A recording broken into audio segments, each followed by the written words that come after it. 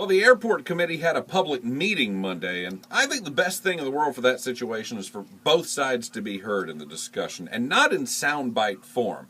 It's one reason you're going to find later this week we're going to have Steve Bryan of the airport folks. We, of course, also invite the Airport Tenant Association. They can have an hour as well. The rules are the same for everybody. When you come on Straight Talk, you have to take phone calls, and you have to take our questions. Now, the ideal situation would be to have both sides here. That's really one of the things I want to get into. I've been involved in a lot of politically charged issues and watched two different sides of an issue go at each other pretty soundly. And we have a tendency these days to paint our opposition as evil and demonic. And I got to be honest, that frustrates me a lot of the times because I often like people on both sides of a particular issue. And in fact, often they probably hit it off personally, if not for the energy spent trying to dislike each other because of their opposition on a select few issues.